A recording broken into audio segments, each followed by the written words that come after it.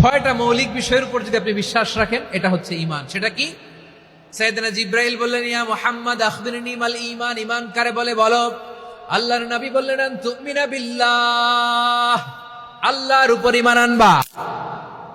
কার উপর? আরো জোরে বলেন, কার উপর? বিশ্বনবী বললেন, ঈমান মানে আন তুমিনা বিল্লাহ, আল্লাহর উপর ঈমান আনবা। ওয়া মালাইকাতিহি, ফেরেশতাদের উপর ঈমান আনবা। ওয়া কুতুবিহি, আল্লাহর পাঠানো কিতাবের উপর ঈমান আনবা। ওয়া রুসুলিহি, রাসূলের উপর ঈমান আনবা। ওয়াল ইয়াউমিল আখিরি, শেষ বিচারের প্রতি ঈমান আনবা। ওয়া তুমিনা বিল কদরি খাইরিহি ওয়া শাররিহি, আল্লাহর দেয়া তাকদীরের উপর ঈমান আনবা। ঠিক কিনা বলেন? তাহলে এই ছয়টা মৌলিক বিষয়ের উপর বিশ্বাসকে বলে ঈমান। আল্লাহ ওই ঈমানদারদেরকে পছন্দ করে যাদের ঈমান এরকম মজবুত। আল্লাহ বললেন, ওয়াল মুমিনিনা ওয়াল মুমিনাতি, ঈমানদার পুরুষ এবং নারীরাও আমার কাছে বড্ড প্রিয়। তাহলে আমার প্রিয় ভাইয়েরা, ইসলাম যেমনি বুঝেছেন সারেন্ডার, ঈমান মানে হচ্ছে বিশ্বাস, বিশ্বাসের স্বীকৃতি। এই বিশ্বাস না থাকলে ওই মানুষের কোনো দাম নাই।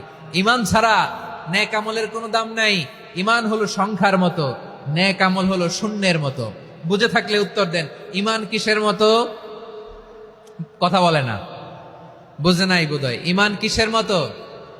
সংখ্যা। আর নেক আমল শূন্য। আচ্ছা, আপনি ঈমান আনেন না, ঈমান ছাড়া খালি নেক আমল, তাহাজ্জুদ, নামাজ, রোজা, জিকির, আজকার, এক এক ইবাদতের কারণে খালি শূন্য পাইতেছেন। শূন্য পেতে পেতে পেতে পেতে হাজারটা শূন্য। এটার কোনো দাম আছে? কথা কয় না, দাম আছে। কিন্তু আপনি ঈমান আনার পর একটা সংখ্যা পেয়ে গেলেন, এক। এবার নেক আমল করলেই একের পাশে শূন্য বসে গেলে কত হয়? 10। এবার আবার দান করলেন, আরেকটা শূন্য পাইছেন, কত হইছে?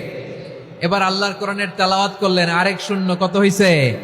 এবার জিকির করলেন, আরেক শূন্য, কত হইছে? আবার ভালো কাজ করলেন, আরেক শূন্য, কত হইছে? এখন যত সৎকর্ম নেক আমল করেন, শূন্য যত বাড়ে, এটার দাম আছে না নাই? এজন্য আমার প্রিয় ভাইয়েরা, ঈমানের দাম সবচেয়ে বেশি।